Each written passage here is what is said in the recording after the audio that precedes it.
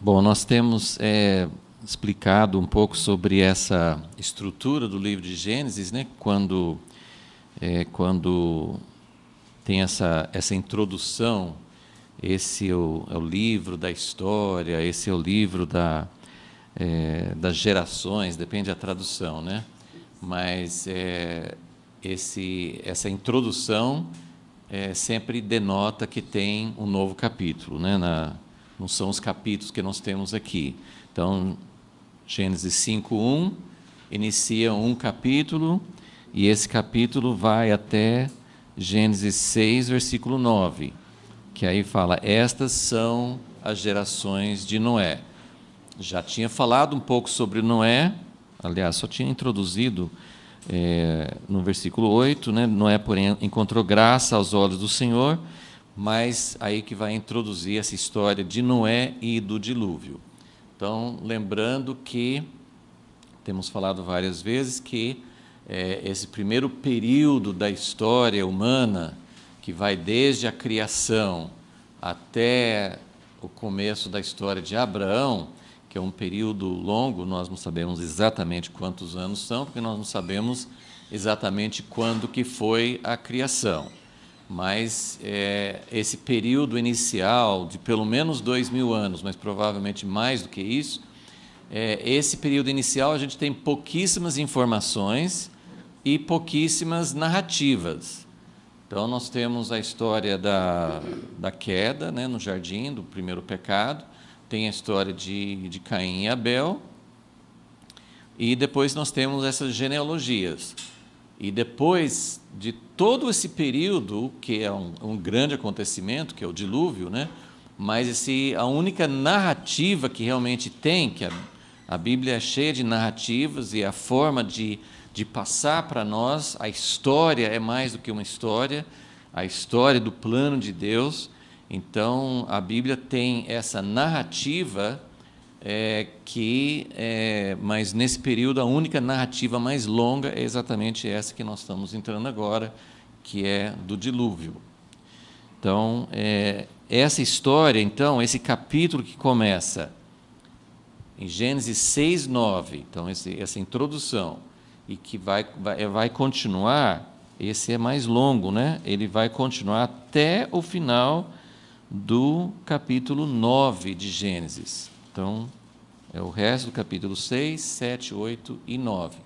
Tudo é história de Noé e do dilúvio. Então, vocês receberam duas folhas, né?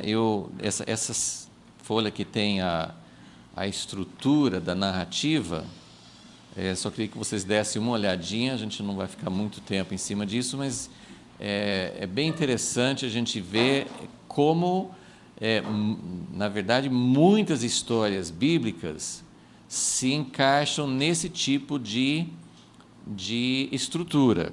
E essa estrutura se chama quiasmática, né? Um quiasmo, né? Vem de uma letra grega, que é a letra X em grego, mas, na verdade, se você vê assim, a estrutura é um lado do X só, né? Assim, é como se tivesse só um V, né? Assim, é um lado. O que significa essa estrutura? É uma estrutura que eles usavam muito, e é por isso que a Bíblia foi escrita nessa cultura, e eles contavam muito, assim, as histórias seguiam esse padrão. Por que faz essa estrutura assim de... né, até coloquei as letras para vocês entenderem que uma corresponde à outra. Porque ela vai A, B, C, D, E, F, até a letra G. A letra G fica no meio, exatamente no meio da narrativa, e depois começa a voltar. F, E, D, né? Vai voltando, e cada letra, assim, são duas metades, então forma duas metades da narrativa, e a primeira metade, cada linha dessa corresponde a uma linha de baixo. Então, se você começar no início e no fim, a letra A lá em cima é a introdução, a letra A linha embaixo é conclusão, então corresponde. Depois sobe lá, o mundo antes do dilúvio, lá embaixo é a fala divina, o mundo após o dilúvio. Então, cada parte dessa narrativa tem uma parte correspondente embaixo. E é assim como, né, a poesia, acho que muitos já ouviram essa explicação, que a poesia hebraica não fazia rima como a nossa. A poesia hebraica, que a gente tem muito tem em várias partes da Bíblia, mas tem muito em Salmos e Provérbios, que é falar a mesma coisa de outra forma ou falar um oposto. O justo faz assim, mas o ímpio faz de outro jeito, né? Então, ou é um oposto ou é uma linha, assim, uma outra maneira de falar a mesma coisa, né? Um paralelismo. Isso era a poesia deles. Agora, a história, muitas vezes, seguia esse formato. E, de acordo com os estudiosos, eles faziam isso sem muito esforço. Eu, para fazer um negócio desse, eu teria que pensar muito tempo. Assim como quem não é poeta tem que ficar muito tempo pensando fazer todo um verso, né, rimando. Imagina assim, para você estruturar a história de tal forma que fique assim. E é impressionante, né? A história do filho pródigo dá para encaixar exatamente assim. Existem muitos, tem livros que mostram em cada parte da narrativa como acontece assim. E isso talvez seja um pouco de curiosidade, mas também, assim, por exemplo, nessa história, uma das finalidades, uma das coisas importantes de você ver essa estrutura é que você consegue ver exatamente o foco central.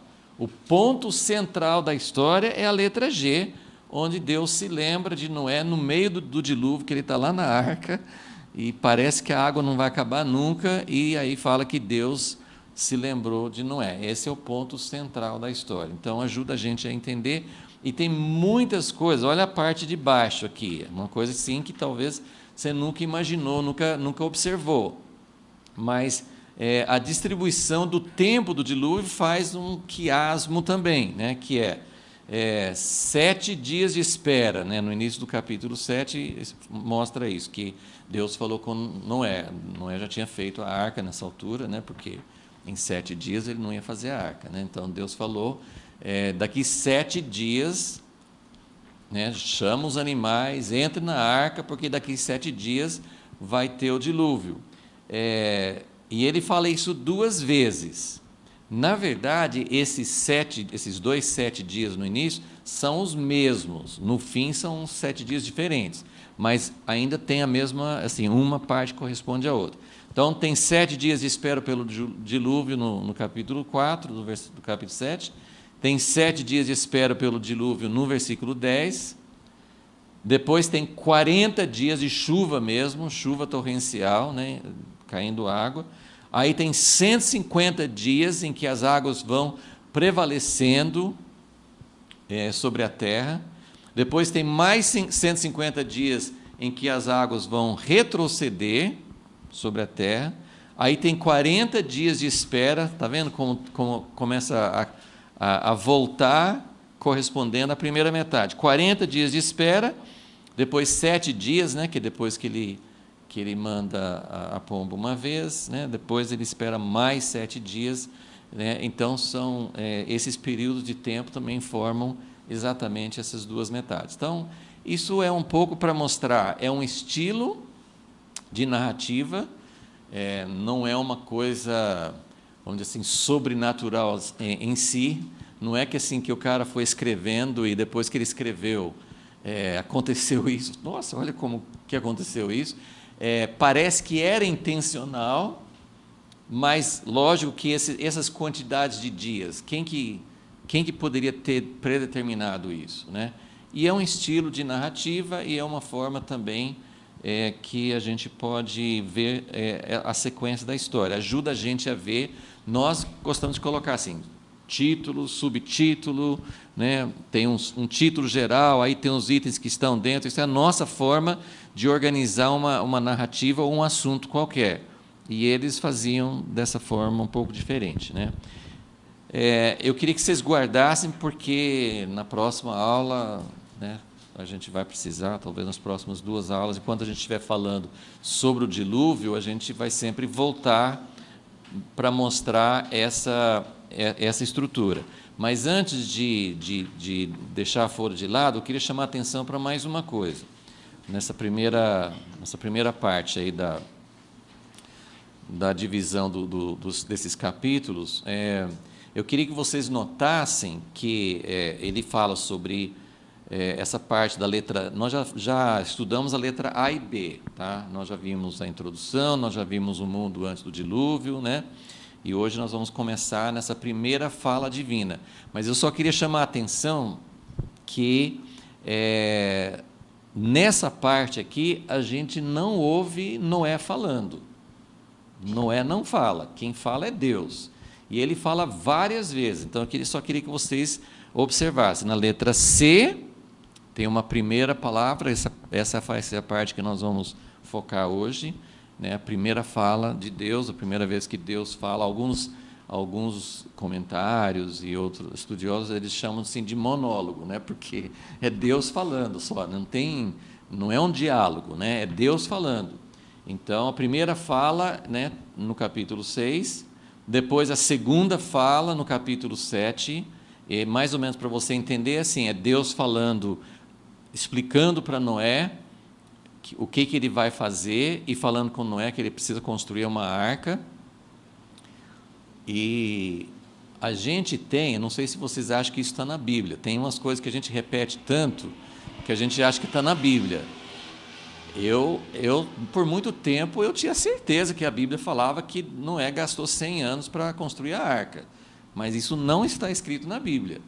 Pode até deduzir, pode até achar, assim, porque fala que Noé tinha 500 anos e tinha os 3 filhos, e daí fala que Deus falou com ele, mas não sabe exatamente quando ele falou, e depois o dilúvio veio quando ele tinha 600 anos. Então, a gente deduz que ele gastou 100 anos para fazer a arca, mas a Bíblia não fala isso explicitamente. Não sabemos exatamente quando Deus falou com ele, não sabemos exatamente quando ele começou a construir a arca. Mas também, se for 100 anos, né, com certeza era algo que ele levou muito tempo para fazer, era muito difícil de fazer. Mas a primeira fala, então, seria antes de ele construir a arca, seria a instrução para construir a arca. A segunda fala, na letra D, é Deus falando já, daqui 7 dias, aqueles 7 dias, né, do primeiro tempo que começa a marcar, porque durante todo esse primeiro período dessas narrativas de Gênesis, nós não temos uma cronologia muito exata. Nós temos as genealogias, que fala que Adão viveu tantos anos, aí teve o primeiro filho, depois ele viveu mais tantos anos. A gente tem essa genealogia com anos, mas em muitas outras partes da Bíblia fala, no reinado do tal rei, primeiro ano, ele governou tantos anos, tem mais especificação de quando. Essa narrativa do dilúvio, que nós vamos entrar agora, é muito específico com datas. Quando Noé tinha 600 anos, no segundo mês, nos 17 dias do mês, aí que começou a chuva. Então, nós temos várias datas muito específicas, né, no conto na narrativa do dilúvio. Então, a segunda fala de Deus já é quando faltam 7 dias, falando para entrar na arca. E depois, Deus só vai voltar a falar, lá na letra D, lá embaixo, D linha, que ele fala no momento que era para sair da arca. Então, Deus falou para entrar, Deus mandou fazer a arca, Deus mandou entrar na arca, depois, na hora certa, Deus falou assim, já é hora de sair da arca, e a quarta fala, na letra B linha, é quando Deus fala da sua aliança com Noé e com a humanidade a partir do dilúvio. Ele fala bastante também no capítulo 9, quais seriam as condições do mundo após o dilúvio. Então, são falas de Deus. Okay? Depois, a gente vai escutar a voz de Noé só naquele último episódio, quando ele fica embriagado com os filhos e tal, aí nós vamos escutar a voz de Noé. Mas até então, assim, nenhuma vez fala o que Noé disse, né? É Deus falando com ele. Então, eu só queria chamar a atenção para isso, porque agora nós vamos começar aí um pouco, assim, nós vamos começar a passar por todos esses trechos, né? Por toda essa narrativa. Então, é sempre bom a gente ter aquela visão da história toda, para depois a gente começar a falar mais dos detalhes. Então, agora vocês podem seguir a outra folha que tem o nosso esboço de hoje. Então, nós estamos no capítulo 6, nós já estudamos essas condições do mundo antes do dilúvio, esses pecados, essa relação de anjos com homens, a corrupção, a degeneração, né? Já falamos em 2 aulas sobre isso. Então, a descrição do mundo antes do dilúvio, o pecado foi chegando a dar seu fruto, chegou nesse ponto, nesse auge da manifestação dos frutos nefastos do pecado. Deus ainda não tinha iniciado o seu programa de redenção, seu plano de redenção, então não havia algo específico, Deus trabalhando com o povo, Deus mostrando um caminho. Nós não temos nada específico de Deus Deus levantando uma solução.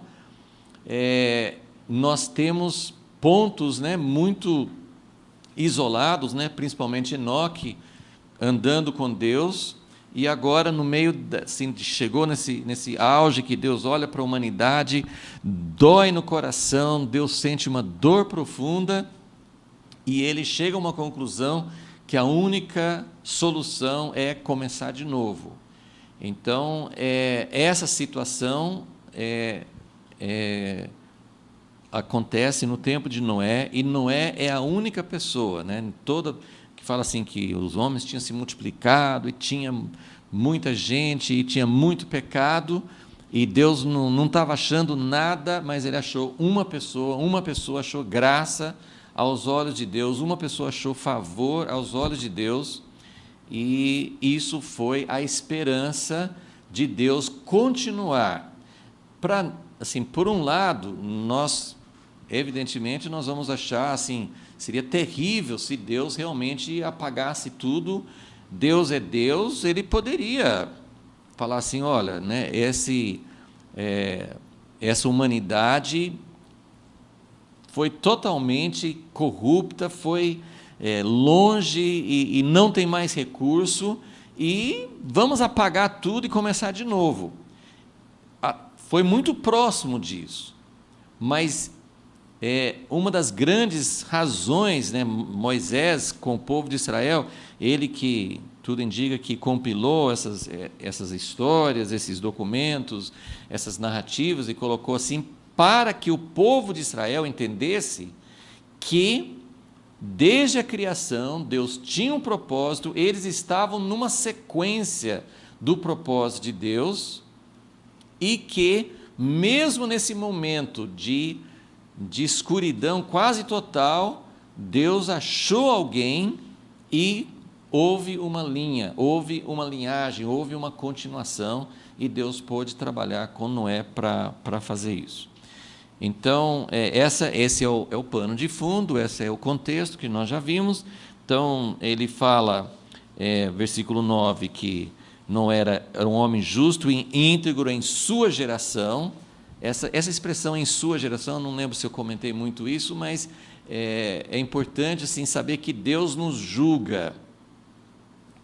Muito cuidado em entender o que eu vou falar, né? Mas Deus nos julga de acordo com o seu padrão, né? Deus, desde o início, ele sempre coloca ordens, ele coloca princípios, ele manifesta quem ele é. Então, o julgamento, Deus não nos julga por relatividade, né, em relação a outras pessoas, por um lado. Mas, por outro, sim, ele fala assim, Noé era um homem justo em sua geração. Então, Abraão em sua geração, muitas coisas que para nós não seriam aceitáveis, para eles, dentro da luz que eles tinham, assim, o grande exemplo é a poligamia, né, que no tempo do Antigo Testamento era muito comum, era um padrão normal, né, o homem ter muitas esposas, e isso era uma coisa assim que Deus não julgava as pessoas de acordo com padrões que eles não conheciam, né? Então, a gente precisa sempre lembrar dessas duas coisas, né? Deus nos julga em relação àquilo que Ele nos mostrou, em relação àquilo que Ele revelou de si, mas exatamente em relação à sua geração, né? A grande pergunta que nós temos, meu Deus, o que o Senhor vai fazer com todas essas pessoas que morreram, com essas pessoas que nem sabiam nada, foram se corrompendo, e toda essa humanidade, né, assim, nós não temos nenhuma resposta de como Deus vai julgar. A Bíblia não foi escrita para responder nossas perguntas sobre como que Deus vai julgar essas pessoas no dia do juízo final. A Bíblia não foi escrita para nos dar essas respostas. Então, não adianta a gente querer especular assim, que saber como é que Deus vai. O que nós sabemos é que Deus é justo e que Deus leva em conta vários textos, né? Por exemplo, Paulo, em Atos 17, ele fala assim que Deus não levou em conta os tempos da ignorância, né? Então, tem várias coisas que nos dão uma dica de que Deus vai julgar naquela época e hoje também, porque existem muitas populações, muitas regiões, e mesmo dentro da nossa região tem muita gente que não tem a oportunidade, nunca teve a oportunidade de conhecer algumas coisas de Deus. Então, Deus, que é Deus, vai saber como avaliar essas situações.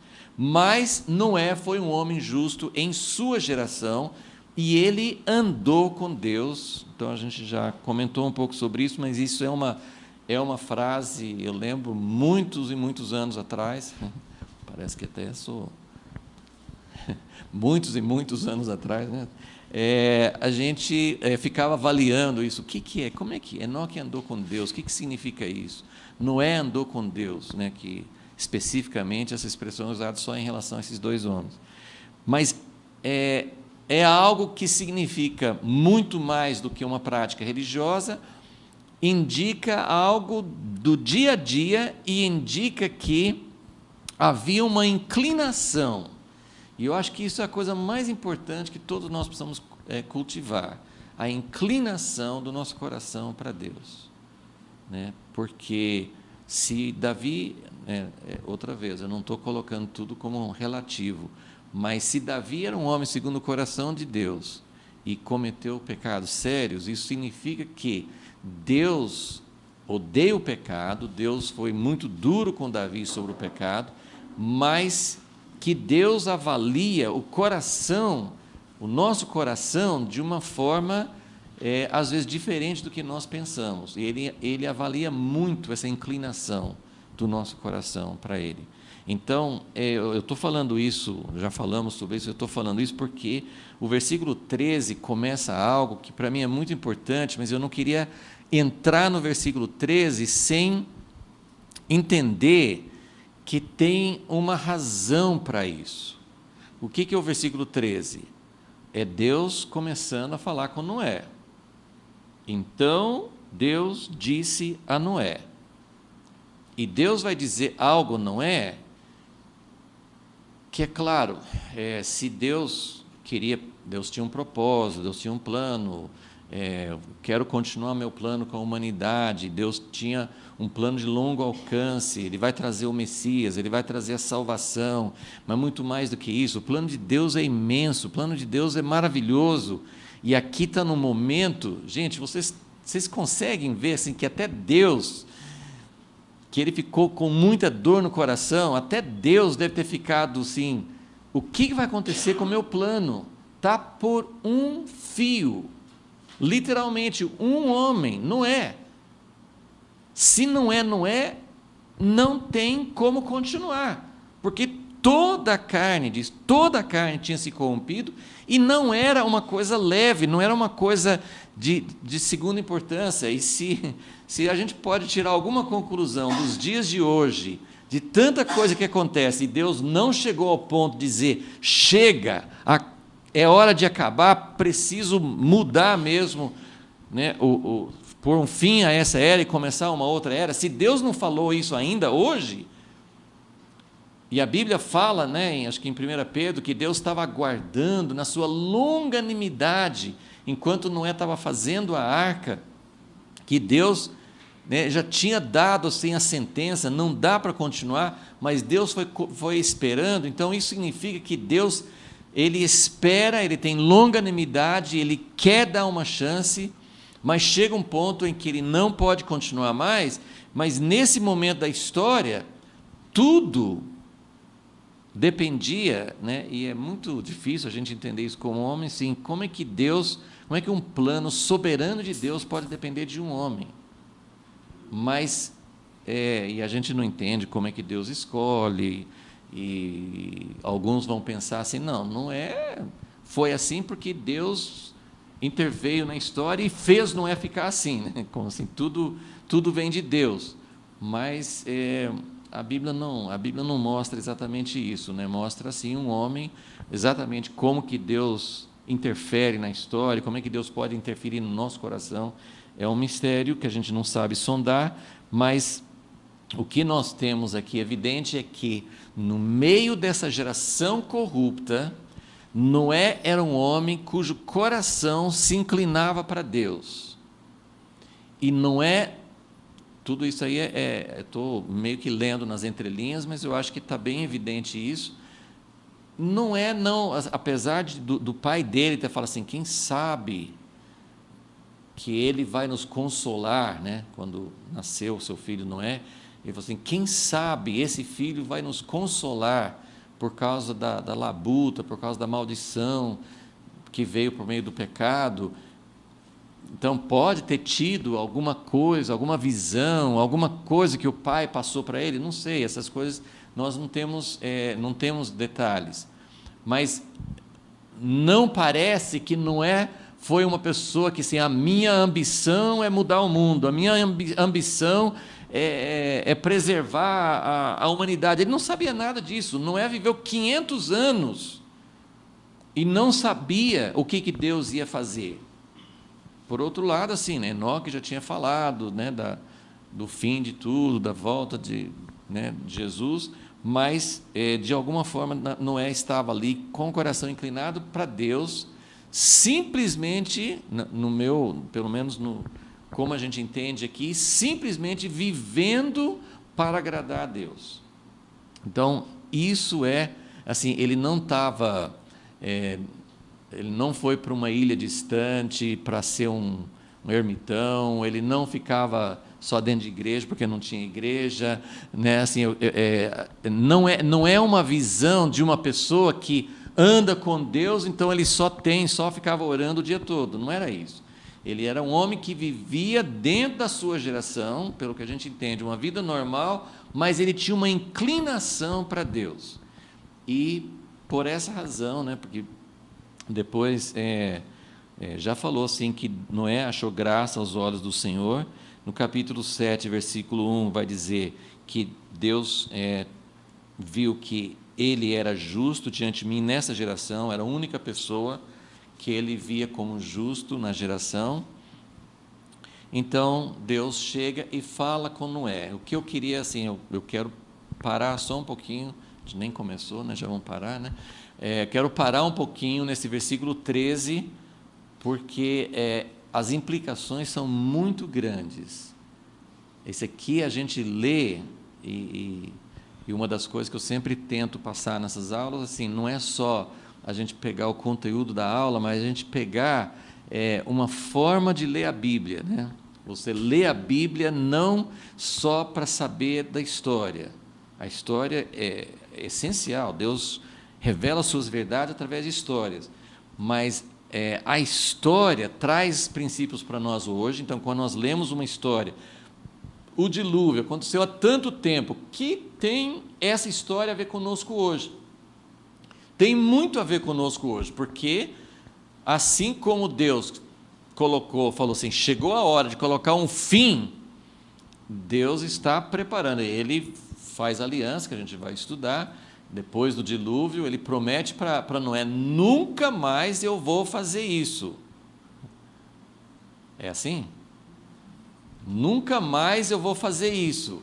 Nunca mais eu vou destruir o mundo com água. Mas, de acordo com vários outros textos da Bíblia, principalmente 2 Pedro 3, que é mais explícito, ele vai chegar um momento em que também vai precisar fazer uma limpeza para poder começar algo novo. Então, esse é o nosso princípio. E Deus poderia fazer essas coisas soberanas. Ele podia preparar uma arca, sei lá, sobrenaturalmente, e falar assim, aqui está a arca, entra aqui e fazer tudo do lado de Deus. Não, ele vai trabalhar em conjunto com o homem da sua época. Noé, que não tinha habilidades maiores que as outras pessoas, ele tinha a cultura, tinha as habilidades daquela época, ele tem que construir uma arca, que para nós hoje seria um desafio imenso, principalmente assim, pensando que ele não era dono de um estaleiro, não era dono de uma empresa, não tinha tecnologia, não tinha empregados, não tinha recursos. Então, ele tem um desafio enorme, uma coisa que até hoje, essa história, muita gente nem acredita, essa aqui deve ser uma lenda, um mito, só uma história para a gente tirar umas lições, mas você acredita? Você acredita que tinha a arca de Noé? Você acredita que todos os animais ficaram lá dentro? Você acredita que isso era possível?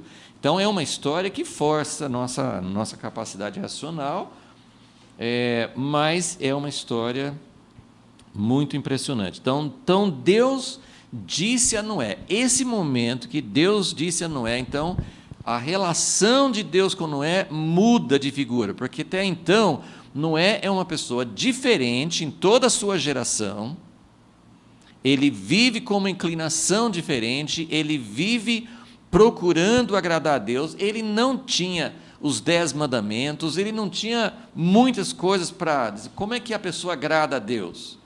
Ele não tinha a maioria das coisas que nós pensaríamos que, como é que alguém anda com Deus, como é que alguém agrada a Deus?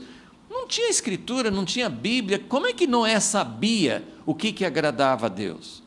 Mas ele tinha uma inclinação para Deus, ele tinha um desejo de agradar, e essa inclinação que eu quero muito cultivar cada vez mais no meu coração, para que tenha realmente esse desejo, porque eu posso ter muito conhecimento, posso fazer muita coisa certa, se não tiver essa inclinação de coração, eu não estou andando com Deus, e eu não vou realmente poder dizer que eu estou andando com Ele, ou achando graça aos olhos dEle. Mas essa frase, esse versículo, esse começo do monólogo de Deus com Noé, no versículo 13, ele fala, o fim de toda a humanidade chegou. O fim de toda a humanidade chegou, ou seja, ele está revelando para Noé o que vai acontecer. E é isso que nós vamos dar uma passada rápida por alguns outros textos na Bíblia,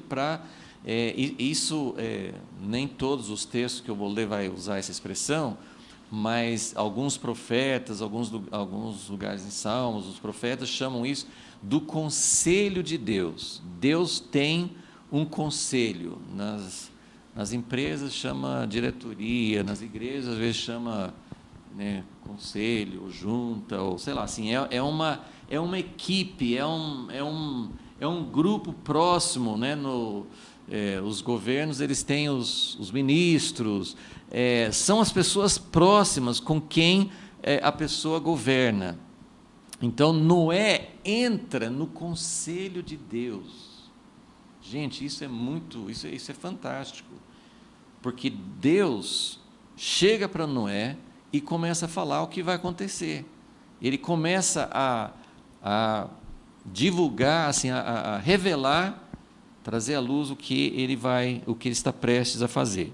O fim de toda a humanidade chegou diante de mim, pois a terra está cheia da violência dos homens, e eu os destruirei juntamente com a terra.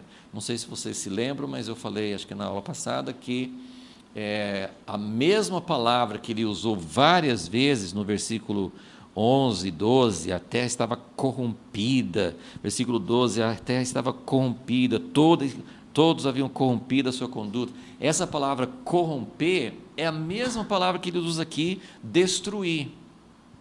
Ou seja, as pessoas estavam se corrompendo, esse corromper traz destruição. E então, na verdade, assim, Deus está colocando o decreto sobre aquilo que as próprias pessoas já fizeram, né? Então, eu os destruirei. Tem uma tradução que fala assim, todos tinham arruinado o seu caminho, eles tinham arruinado a terra, e Deus agora vai arruinar os homens, né? Assim, dá para você entender que é a mesma palavra, né? Então ele fala com Noé o que ele vai fazer, e depois, a partir do versículo 14, ele começa a falar sobre a arca. Então, você precisa construir uma arca. Então, só quero tomar uns minutos rapidinhos para vocês verem essa questão de entrar no conselho de Deus, de ser... para mim, assim, não existe uma honra maior, né? Você pode dizer assim, eu estou andando com Deus, eu procuro agradar a Deus, mas a gente sempre sente uma certa distância. Deus está lá em cima, eu estou aqui, eu estou tentando agradar, mas muitas vezes eu nem sei se eu estou agradando ou não.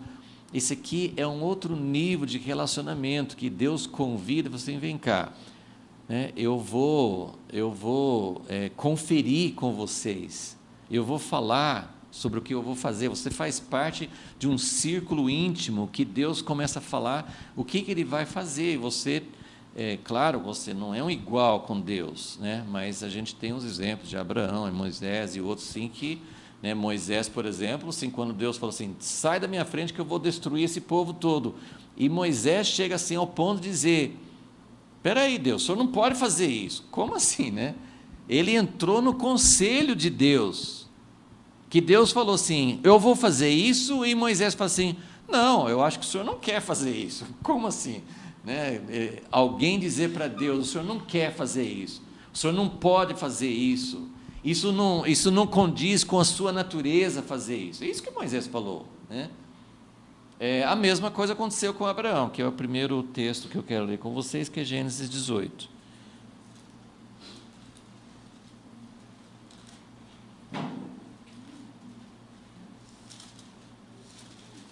Gênesis 18 é quando Deus vai falar com ele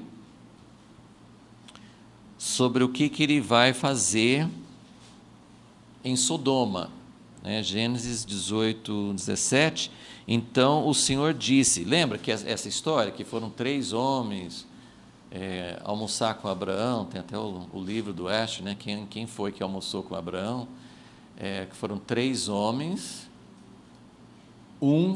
né, 2, depois que os 3 almoçaram, ele falou sobre Sara, que teria um filho e tal, e aí 2 foram para Sodoma, que a gente encontra no capítulo 19, né, chegando para Sodoma e falando com Ló para sair de lá, e um ficou, que é o próprio Deus, que é Jesus. Então os outros 2, né, versículo 16 fala, os homens levantaram-se dali, olharam para os lados de Sodoma, Abraão foi com eles para os encaminhar, ele acompanhou, e dos 3, 2 foram para adiante, e um ficou, e aí fala, o Senhor disse, e eu sempre quero saber, né, que quando a gente lê, a gente fica com umas perguntas que não pode perguntar, né, mas eu queria saber, quem que descobriu que o Senhor falou isso aqui? Né? Vai ter na história de Noé, vai ter depois que Noé faz o altar, fala assim, o Senhor disse consigo mesmo. Legal, quem que escutou Deus dizendo consigo mesmo, né?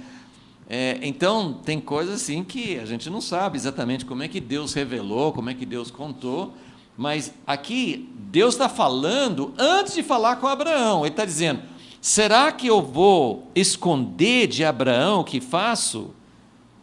Visto que ele certamente virá a ser uma nação grande e poderosa. Ele continua falando assim, o que me interessa assim, aqui é só essa pergunta e essa questão de entender que, olha que situação de Deus falar, de Deus se sentir na obrigação, assim, eu vou destruir Sodoma, porque não dá para tolerar mais aquilo lá. Mas eu preciso falar antes com Abraão, né? Eu preciso falar com ele. Será que eu vou esconder?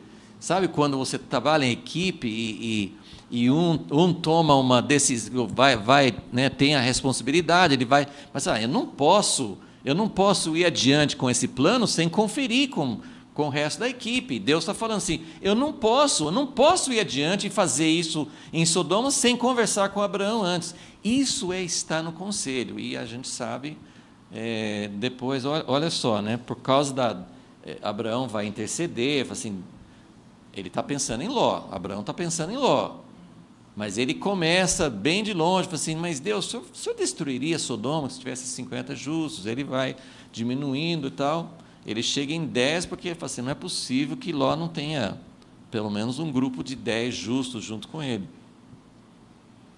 Mas aí depois, no capítulo 19,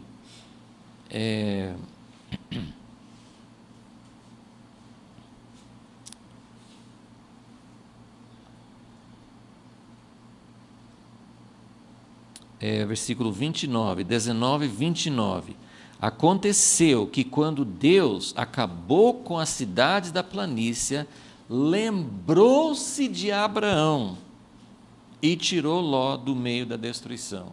Olha só, né? Deus, né? E não é que, assim, é como Moisés falou com Deus, né? Não é que Deus não queria, Deus só fez porque Abraão, né? Na verdade, quando a gente conhece Deus, quando a gente entra no conselho de Deus, a gente começa a entender o que Deus quer e a gente começa a interceder de acordo com a vontade de Deus. Mas eu só queria chamar a atenção para essa situação de Deus falar com Noé é semelhante a isso, né? É entrar no conselho de Deus, é chegar a esse ponto, e isso não na verdade, é iniciativa de Deus, né? Deus que viu Noé e ele foi conversar com ele, não é a gente que fala assim, Deus, deixa eu entrar no teu conselho, Deus, né, seja mais, né, eu quero ser teu amigo. Claro, eu acho que vale a pena a gente falar, eu quero ser teu amigo, mas, como eu falei assim, Noé não fez isso para ganhar uma posição, ele não estava com o coração inclinado para Deus, para que ele ganhasse essa posição com Deus. Isso é uma coisa que acontece, né, através de uma relação com Deus, e Deus, que na verdade ele criou o homem para isso, ele criou o homem para entrar no conselho. Isso é exatamente o propósito de Deus, isso não é uma exceção, isso não é uma coisa assim, Deus, eu vou fazer uma exceção, não era para ser isso, mas eu vou chamar para fazer parte. Não, o propósito de Deus para nós é fazer parte desse conselho. Salmo 25 tem um versículozinho curto, que é Salmo 25, 14, fala que o conselho do Senhor é para os que o temem, e ele lhes dá a conhecer a sua aliança. O conselho do Senhor, isso não Deus dá conselho para você saber o que você vai fazer, né? Esse conselho aqui é esse conselho de estar na intimidade de Deus. Então, o conselho, fazer parte do conselho de Deus é para aqueles que o temem, e aqueles que não estão com ambição. Nós não é uma ambição da gente querer ter uma posição alta, da gente querer ter um status, nada disso. É uma consequência de viver com o coração inclinado para Deus, e Deus tem algo para fazer, Ele sempre tem algo para fazer, que Ele quer desenvolver, e não é uma coisa assim, Ele quer pessoas, Deus tem uns propósitos e Ele quer gente para servir para Ele. Não, isso é uma coisa de família. Ele quer fazer as coisas em conjunto conosco, Ele não quer instrumentos para Ele carece de instrumentos. Tem muitos anjos que vão fazer tudo que Ele quer. Então, Deus não tem falta de seres que fazem a vontade dEle. Mas o que Ele quer é essa comunhão, essa ligação. Então, o conselho do Senhor é para que os que temem. Eu vou só citar alguns, que não vai demorar muito, eu acho, mas Amós 3,7 fala assim que Deus não faz coisa alguma, olha só, Deus não faz coisa alguma sem revelar antes aos seus servos, os profetas. Amós 3,7. João 15,15, Jesus falando com os discípulos, falou assim: eu já não chamo vocês mais de servos, mas chamo vocês de amigos. E Jeremias 23,18 no sentido negativo, de muitos profetas que estavam profetizando coisas erradas, e Deus fala através de Jeremias, assim, como que essas pessoas estão saindo por aí falando que Deus disse isso, Deus disse aquilo, e eles nunca estiveram no meu conselho? Meu irmão Roberto, esse é um versículo que ele usa muito assim, nas pregações dele, né?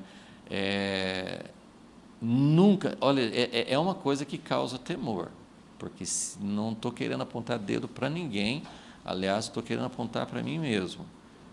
É muito fácil a gente sair por ali falando, Deus disse, Deus fala, Deus não sei o que e tal. Às vezes a gente até fala umas coisas assim, Deus me falou que eu tenho que fazer isso.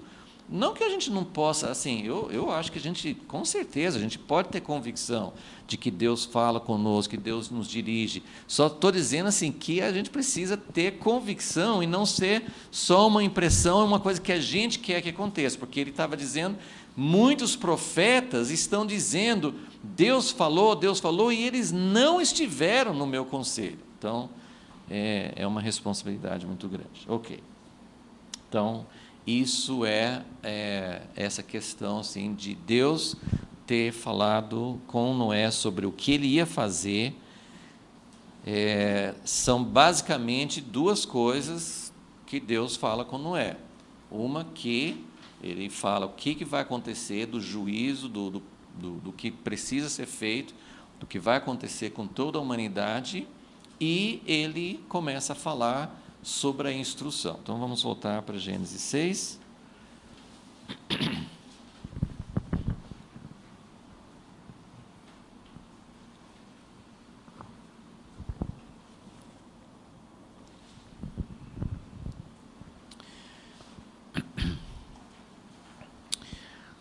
Então, no versículo 13, ele fala isso, ele vai falar isso várias vezes, mas no decorrer das coisas que ele fala, ele volta a repetir isso, é algo muito sério, mas ele revela para Noé essa necessidade, essa decisão de trazer juízo para toda a humanidade, uma coisa necessária que precisa acontecer. E a outra parte da fala de Deus para Noé são instruções práticas. Então, a partir do versículo 14, ele dá todas as instruções para fazer a arca. Constrói uma arca de madeira, essa palavra gofer, ou alguns acham que é cipreste, essa palavra não aparece em outro lugar, então ninguém sabe exatamente que madeira que é, pode ser que seja cipreste. Ele tinha que fazer compartimentos na arca, não tem muitos detalhes aqui, a gente tem algumas medidas, algumas pessoas tentaram fazer recentemente, né, tem uma arca lá na Holanda, né, que fizeram, e tem umas informações que às vezes a gente não consegue saber se é muito correto ou não. Tem uma informação, tem uma coisa que eu vi em vários lugares, mas sabe quando você procura assim, para ver, será que é mesmo isso? Eu acho assim, que no século XVII, no início, 1609, alguma coisa assim, um outro holandês, naquela época, fez um tipo de uma réplica da arca, mas não... ele não tentou fazer na medida certa. Eu não sei se ele fez mais ou menos um terço do tamanho, sei lá. Ele fez assim, mais ou menos na mesma proporção, mas menor. E era uma época que a Holanda e outros países eles estavam navegando, eles estavam fazendo navios, então era uma especialidade deles. E ele fez, porque aqui dá umas medidas, fala que ele tem três andares, né? 3 pavimentos, né? A única coisa, né, que ele fala assim, ó, é para revestir com betume por dentro e por fora, que era tipo de piche, né, assim, para impermeabilizar. Farás desta maneira, o comprimento será 300 côvados, a sua largura de 50, a sua altura de 30.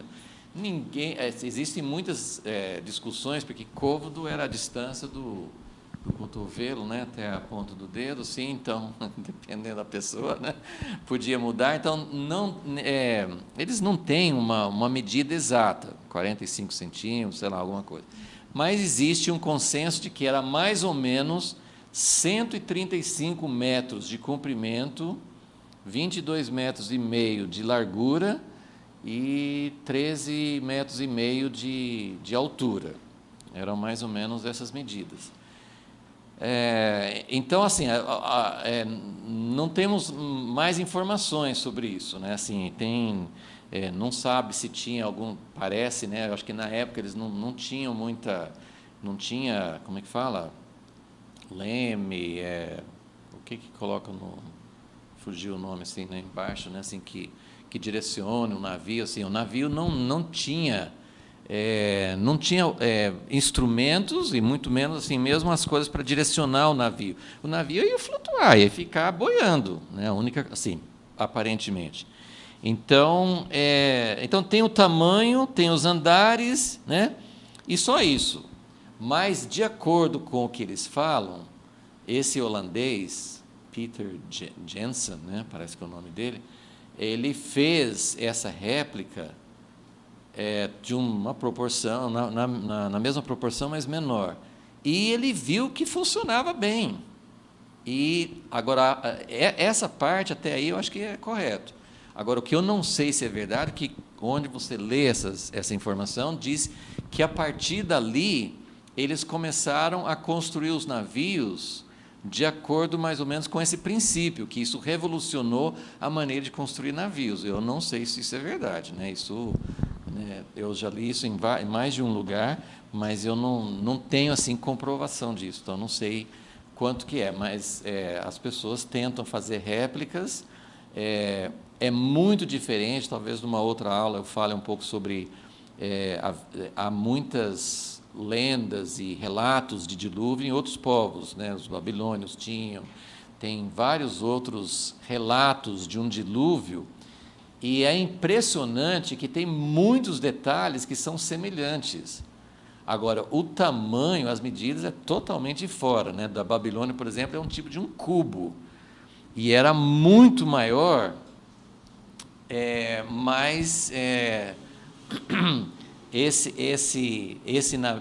essas medidas, da forma que parece que quem entende, até pessoas mais entendidos sim, sobre navios, tem falado que esse tipo de medida é muito mais funcional, muito mais prático do que esse tipo de medida das outras lendas, né? Só para dar uma ideia assim, porque é impressionante o número de detalhes que são iguais. Então até parece que alguém está copiando de alguém. Tem várias ideias, como que seria isso, né? Quem não acredita na inspiração da Bíblia acha que Moisés pegou algumas ideias dessa lenda e mudou outras coisas, né? Assim, né? Ou pode ter sido o contrário, né? Pode ter sido, né?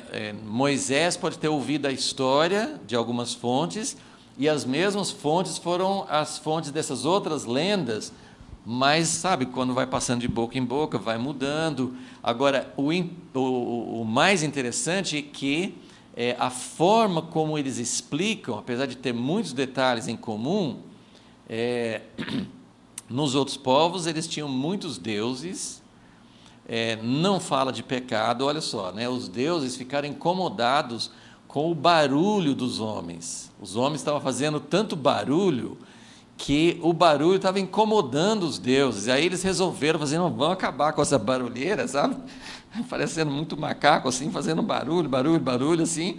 Ficaram incomodados, vão acabar com tudo. E aí eles iam acabar com todos, não contaram para ninguém, mas um dos deuses foi e contou o segredo para um ser humano, né? Só que ele não podia contar para os outros. Quem contou para ele, aí tem toda uma história assim de alguém que pegou essa ideia e ele tinha que falar assim. Se ele falasse, olha como, pelo menos a cultura, assim, eles pensavam, se ele contasse que realmente seria destruído, ele estava fazendo um navio para isso, muita gente ia querer encher o barco. Então ele tinha que fazer uma outra história, que ele estava indo para um outro lugar. Ele tinha que esconder a história real para que o povo não acompanhasse, né? Então, umas distorções totais aí, né? Bom, então, mas o importante aqui é que eles, com certeza, não tinham muito conhecimento sobre como construir um barco, um navio. Muitos acham que nem tinha chovido até então eles não tinham ideia de chuva, de dilúvio, e Deus deu instruções. Aqui está muito resumido, mas nós supomos, nós entendemos que, né, com certeza Deus deu para Noé muitos detalhes. Como é que Noé ia fazer um barco? Tinha muitos detalhes que ele precisava saber. Já pensou fazer uma construção desse tamanho?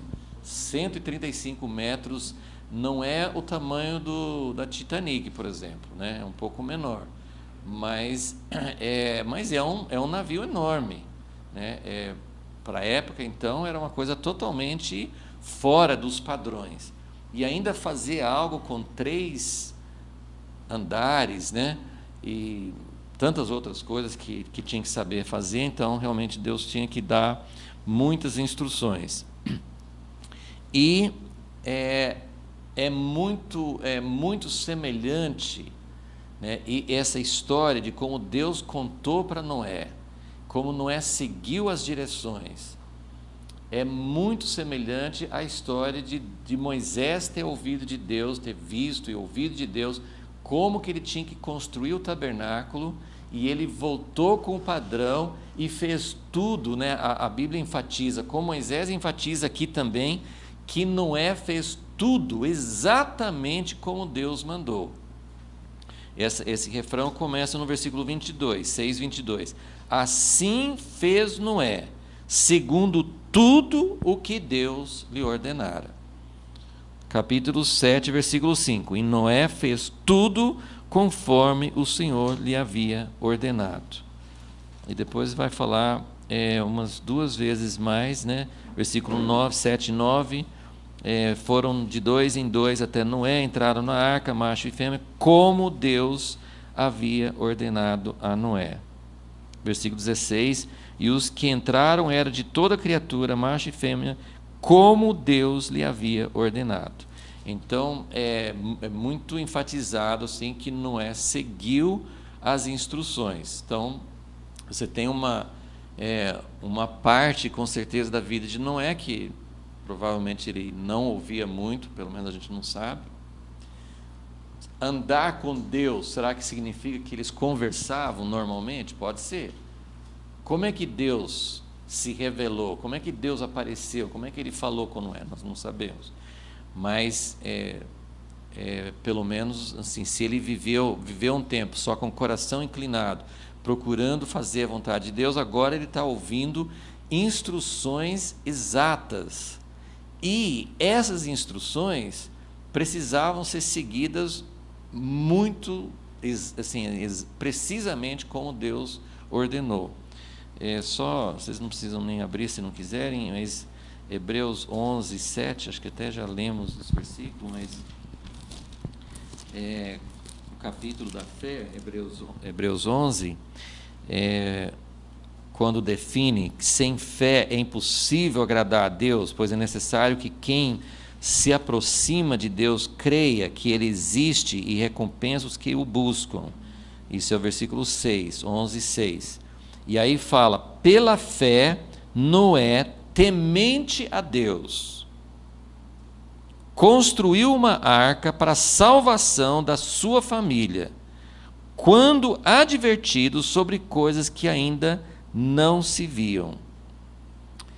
Então, você pode, não sei se vocês estão com a impressão que isso é uma coisa simples, né? Deus falou, Deus deu todas as instruções, então ficou fácil para Noé. Mas imagina, primeiro ele tinha que acreditar numa coisa que tudo indica que ele nem conhecia, né? Chuva, dilúvio, inundação, ele não tinha nem noção do que era. Então ele tinha que confiar que Deus estava falando algo e que isso ia acontecer mesmo. E ele tinha que passar muitos anos construindo algo que todo mundo deve ter achado assim, o maior absurdo do mundo. Ele construiu um navio em terra seca e eles também com certeza não conheciam o que era, né?